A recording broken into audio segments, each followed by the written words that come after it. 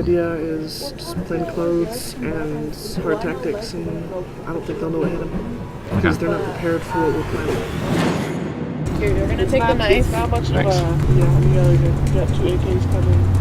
Matt McDonald here with Fox 13 News. We've been tracking Antifa for a long time. He was just down there at President's Circle and they were handing out sharp objects to stab people with, said they had someone coming with an AK. Why did it take 2 late night hosts, comedians, to find this out?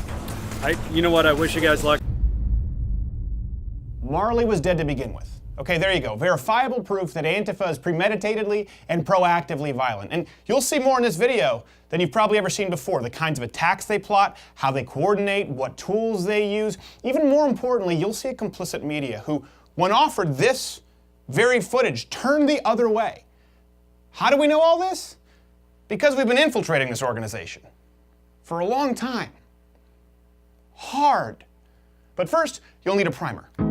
Protests, violence, riots, calling everyone a Nazi. This is the MO of Antifa. We've all seen it, but the media, politicians, and academia all defend, deflect, or completely deny. They are strictly principled anti-fascists. What we saw were some brave people risking their lives. That group protests fascism. Maybe their tactics weren't exactly right. It's messy. Antifa are people who go and they try to push back on these guys, but it is not the case that they are going around building an armed movement. Fascism cannot be defeated through speech. You need to take it with the utmost seriousness before it's too late. Black Lives Matter, the Antifa movement, is interested in preserving the fabric of America. Antifa is one of those things that somebody came up with as a catchphrase so that you could say, you know, oh, there is violence on the other side. Why is that? Why defend the indefensible? Are they really just an inconsequential group of rabble-rousers? How deep does Antifa's organization go? What's their end game? Well, for several months, we tracked and infiltrated Antifa,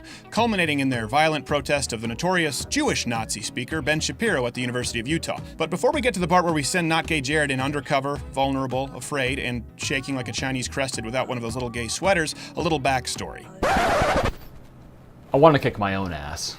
In order to get in with the Antifa crowd, we had to infiltrate their private groups. After news broke that they were officially classified as a domestic terrorist organization, they pulled everything in much closer to the chest. They started vetting people, becoming paranoid about spies. They demanded we meet with them in person, installing a cryptic messaging app onto our phone, which they used to organize. So I just met with the guy, and he installed a super secret encrypted messenger app on my phone, and they immediately took roll call, using all pseudonyms such as Firebird, Ski Mask, Xavius. Yeah, everyone except for Will. Yes, Will, whom we immediately identified on Facebook. Will also boasted of his sawed-off shotguns and armory in his trunk. At least that's what he said. I have a toolbox full of shit. Did you bring your gun? I have like on the border between just a regular rifle and an assault weapon and a sawed-off style shotgun. Shit, and yeah, you need like supplies. last ditch. Blue Subaru with a dent on the side, on the driver's side. That's mine. So remember, just as the local authorities will remember, this is Will. What happened to you, Will? Somewhere on the way, you lost yourself. Believe me, it gets worse. The context makes all of this so much worse. Oh, also, yes, the violent Antifa organizer is seemingly tranny and or genderqueer. Patience. Now, to be fair, anyone can likely show up and protest, but they told us that all of this was required if we wanted to take part in their self-professed tactics. Now, just what do they mean by tactics? Well, we found out the next day. Again, patience. First, to understand what their tactics are, understand that Antifa is now in a PR battle. So what they claim and what they do are two very different things. Just plain clothes and hard tactics, and I don't think they'll know what hit them because they're not prepared for what we're planning. Despite wanting to put distance between themselves and Antifa, and despite what resident gay Asian SJW-in-chief George Takei tweets out, Antifa has never operated alone. They've been actively supported by professors and other leftist and student organizations. For example, current University of Utah faculty like Cindy Geraldine Solomon Kleppa and Alinda McKenna encouraged and emboldened students to disrupt the Ben Shapiro event and to create chaos. People like Ben Shapiro are the most dangerous people on this earth. And we're gonna fight him tomorrow, aren't we? Yes. Solidarity. And student organizations like the Students for a Democratic Society, because that's the thing, not only work alongside Antifa when convenient, but work with them to scope out police and even to provide pseudo-security by committing acts of violence. Antifa is, just to be clear, it's not an organization. That's what we want to know. It's short for anti-fascist, and I'm absolutely anti-fascist. And I would echo what Ian just said. Antifa as a label does not mean one static organization, but it's definitely an ideology, a movement, a stance, if you may, of anti-fascism, bar none. We signs explicitly ask these people who show up in Black Bloc to show up, these Antifa people to show up, because, in the past we've been threatened by 3%ers, we've been threatened by neo-Nazis, we've been threatened by these people before, and their presence gives people an immense more amount of safety.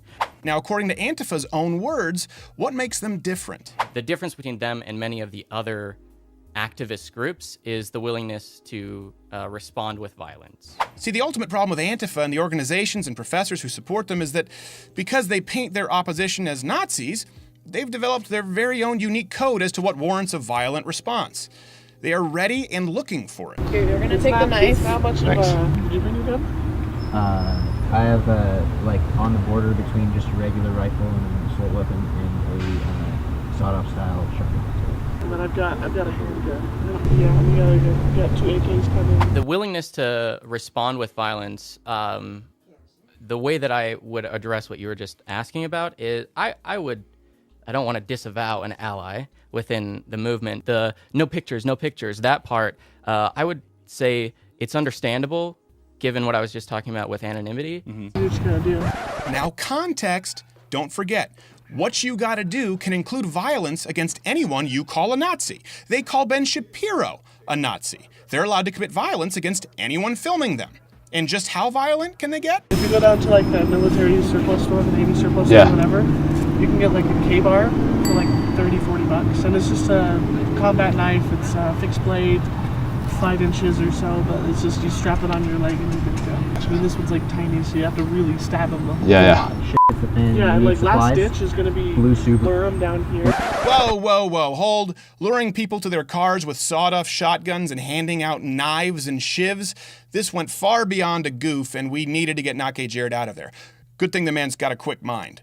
Is there a place to shit around here? I don't know this campus. And to the right. All right, I'll be right back. You guys could be in a few minutes. Yes, at the risk of being called a snitch, Nake Jared immediately turned the footage over to the authorities, who were already aware of our presence there, by the way. Turns out they'd been tracking this pansexual/transgender queer with an axe to grind for a while, and they were grateful for our footage. The media, on the other hand, who you think would jump on a story like this, well, their response is what's most disturbing of all. He was just down there at President's Circle, and they were handing out sharp objects to stab people with, said they had someone come in with an AK. Why did it take 2 late-night hosts, comedians, to find this out? You know what, I wish you guys luck. Yes, you just saw correctly. Even being shown the footage in the presence of police officers to confirm authenticity, they walked away. Also, I should note, this is Dan Harris from Nightline, national ABC News. He knew about the footage and the whole story too. I offered it to him and asked for his card. He did not give it to me. We were delivering a story to local and national news on a silver platter which included infiltration, violence, and exposing the roots of a national domestic terrorist organization. And no one even wanted to give it a glimpse? Not one person? It didn't even get mentioned. Protesters flooding the campus trying to shut down conservative speaker Ben Shapiro's appearance. These are protesters that are against Ben Shapiro, conservative. Only these people didn't call Ben Shapiro controversial. They called him a Nazi. And they aren't there to protest. They are there to punch Nazis as they chalk and paint on the walls or commit violence against people filming them, depending on the day. Case in point, our footage assisted with leading to the arrests of these violent protesters. Good example, codename Honeybee? Her real name is Jenna. Now, let me be clear here. We do not want to dox anyone, and we ask that none of you dox anyone. But we do want you to alert your local authorities if you recognize any of these people. These folks aren't playing a game anymore. This is serious violence. Take this black girl who committed assault. Now, we couldn't find any official arrest record, but we did post this on Facebook, and then this happened. So we immediately ID'd her as well. Grace. They're so easy to trick. Officers, we appreciate your service. Now, of course, the next day, when the inevitable violence that we warned about broke out, so-called journalists were all over it. Because, they're lazy. Here's the thing, Antifa and its supporters are openly practicing violence. Worse, they plan it.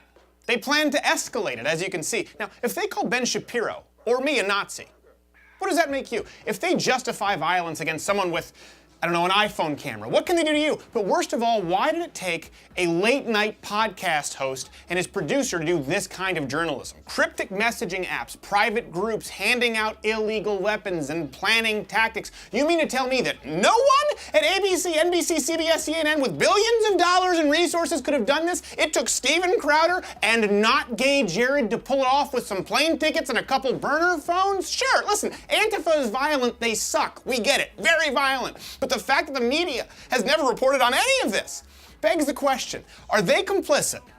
Is the media complicit with all of this? Or do they just suck at their jobs? I know who you are, Antifa, and I know what you want. If you're looking for a safe space, I can tell you that I have no sympathy.